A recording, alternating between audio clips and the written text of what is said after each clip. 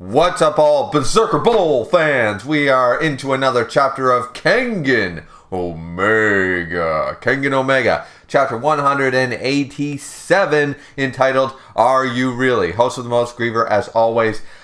Woo! Alright, what a chapter. What a damn chapter. I thought about live reacting to this one, and I really wish I had done so, because I feel like this chapter would have been a live reaction worthy chapter. It really would have been, because there's a lot of things. We're sort of breaking the mold here a little bit. For one thing, Rihito didn't even finish walking off the stage at the end of 186 for us to, bam, boom, starting the fight, Koga versus Ryuki. And I was like, okay, the pacing, like, at first I was worried. I was like, okay, are they trying to speed this along? Like, is there a pacing issue? Like, is this going to be really, really quick? And like, okay, no, we need more build-up, we need more dialogue. But then the chapter itself is quite well paced. So all those feelings sort of went away after I realized that. But initially I was like, damn, we're really rushing, you know, this fight to get to the main tournament. I don't like, or what have you.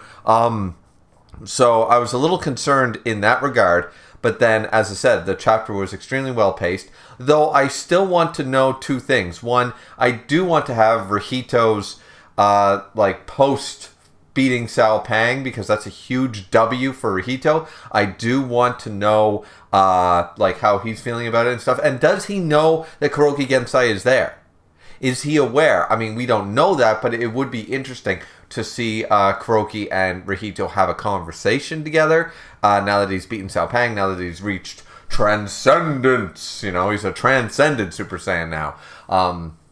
So with that part, I still hope to get that, because this is one of the more interesting in-between fight chapters that I was looking forward to.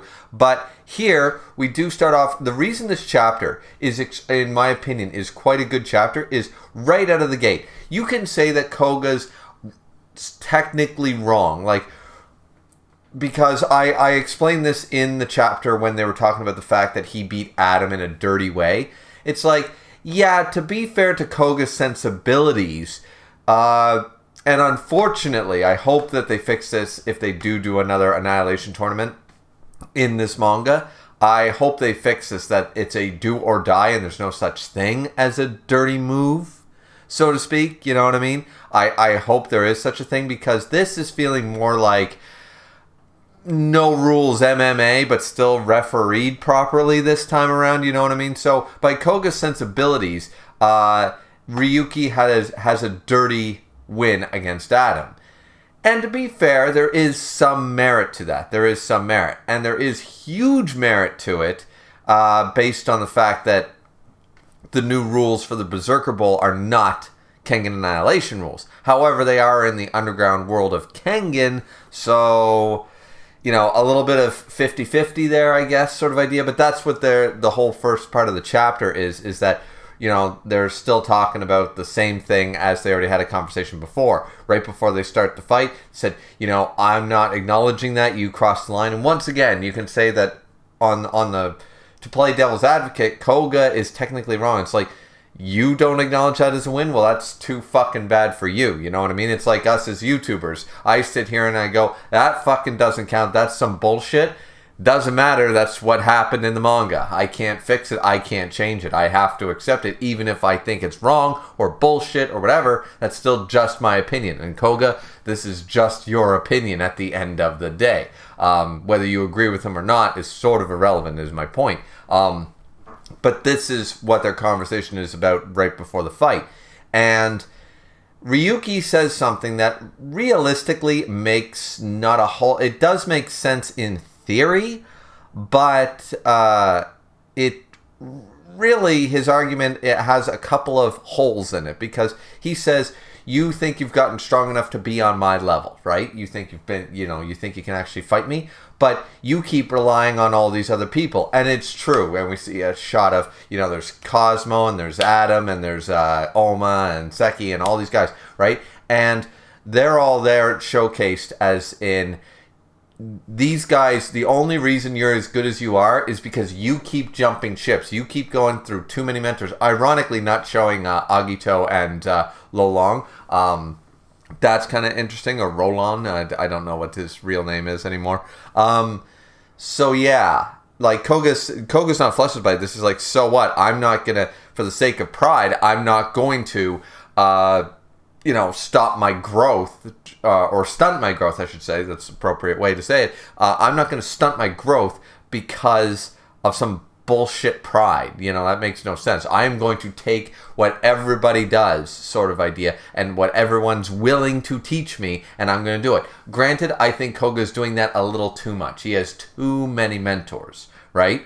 I do think that. I think that he really should stop, because at the beginning of the series, he was supposed to focus on his own karate, and now he's not just training his body with Seki anymore and learning a couple of how to improve your karate from Cosmo and his master. Now he's sort of going into the, he's learning from Oma, and now he's learning from Agito and stuff like that. And it's just like, wait a minute now, you didn't want to rely on gimmicks. So there is merit to this conversation. The fact that reason I'm going over the details of this conversation is that it's almost to a level of fourth wall breaking. It's acknowledging the complaint, a few of the complaints about Omega. It really is. It's acknowledging the fact that Koga is learned from too many people, and no one really likes that. No one really likes the fact that Koga sort of went against his own character. Training his body, as I said initially, with the initial arcs, training with them was fine because he wasn't learning any moves and stuff. Now, the whole after the Purgatory tournament, that's when people had a problem. I have a problem with it. So that's acknowledged here, and Ryuki is playing the fan base, or the devil's advocate, saying, yeah, we don't like that about you. Don't do that, right? And then after that, on the other side of breaking the fourth wall and acknowledging what fans are talking about and stuff, is Koga acknowledging that he's been a shitty friend, and that's on him. He should have noticed that Koga, that Ryuki was acting weird, that he was acting strange. He should have been there. He should have been more focused. He shouldn't have been so selfish. He was a selfish friend. He was a bad friend to Ryuki. He's acknowledging that here. We all know it's true in universe and outside of universe. So, two things right away acknowledged. Now, as I said, the one problem with Ryuki's hole in his plan, or the hole in his statement about learning from other people, is that you literally, because of your Gao, the Gao style, you literally went and jumped ship and are taking techniques from Setsuna. How is that any different from what Koga did? If Koga's willing to learn, Koga's willing to go and say, hey, Seki, train my body. Hey, Oma, teach me Nico style. Hey, Agito, train my fist style. If he's willing to do so, right? Like if he is willing to do all this and go and ask the people and they agree to train him, that's no different from what you did. Now, the reason that it looks different on Ryuki's side is because Ryuki did it on a much smaller scale. He had a master in his grandfather, Mukaku. He has a master, which everybody does, so that doesn't really count. So realistically, Joji shouldn't have been there in the shot. Old Uncle Joe there, he shouldn't have been there because that was his initial first master, so to speak, and you can't really say that, you're taking from everybody else. Everybody has to learn from somebody, right? So that being the case, you can X those two out, but he still learned Blink and Rakusha's palm from Setsuna. So the fact of the matter is that Ryuki, you're a little bit of hypocrite here. You aren't using the Gao style. In fact, you have been almost solely relying on Setsuna's move, a move that is not part of your style. So, just saying, like a little bit of pot kettle black there going on. Now, this is where they acknowledge that they are going to start the fight. And we have Gao Lang actually is going to be the commentator here, which is going to be very interesting, of course, because I'm a big Gao Lang fan. So this is going to be really cool. The fact of the matter is that Gao Lang might have some really interesting insights. He talks basically about the fact that Ryuki, who's clearly more beat up, and Koga is looking more in his prime state right now. Koga didn't really go through any hard fights. Ryuki went through one that he should have realistically probably taken the L. But surprisingly, so he goes through that analysis. We have the other supernovas here in the crowd talking their shit. And this is where Ryuki actually goes through and thinks about when he first met Koga. And we didn't like Koga. Well, I didn't initially like Koga. He was a brat. He was an idiot. He had all bark, no bite. And see, there's a lot of acknowledgement. I don't know if this was intentional, but it feels like there's so much acknowledgement in this chapter of things that fans don't like, or directions that the manga took that fans weren't happy with it as a general rule. And they seem to all be... It's not enough for us to forgive these faults, but the fact of the matter is they seemingly are all being acknowledged in this chapter. I don't know if that's intentional or I'm looking too deep into it, but that seems to be the case. Because that is how Koga was, this big, all bark, no bite. That's exactly how Koga was. And that's why I didn't particularly care about Koga. And I, of course, didn't really care much about Ryuki. But my initial thought when I first read it was that Ryuki was not a clone. Ryuki was the amnesia. He was an amnesia Oma. That was 100% what I believed was the case. And I mean, clearly that was not the case. He's a clone of some description. But so I actually preferred Ryuki at the time over Koga as an MC. So when we were following them, but he does acknowledge all the time they spent together, and it doesn't seem to have been a lie. He said, "I actually did genuinely come to like you, and you were my first friend and stuff." So that's all being acknowledged. I like that they're not trying to wash that away, because that is true. He bought the glasses for him. He said, "You look good in these," blah, blah, blah, blah, blah. And they actually started enjoying hanging out and stuff like that. So he's not pretending like that wasn't the case. And then he's saying that now we're doing a very Setsuna 2.0. It's getting a little bit away from the Sasuke Naruto shit, and it's going more with the Oma. Koga's now Oma, except he's not God, so to speak, but all the people, Oma, Cosmo, Adam, they are all how Setsuna felt about Nico, right? And we're even seeing that. It's almost like it. And you know what? Because this is a sequel series and because it's been building for a long time, I'm not saying it's been built well, but the fact of the matter is that I don't mind the fact that Ryuki is going more Setsuna 2.0 because of the failures of Koga and Yamagohan during the Purgatory tournament.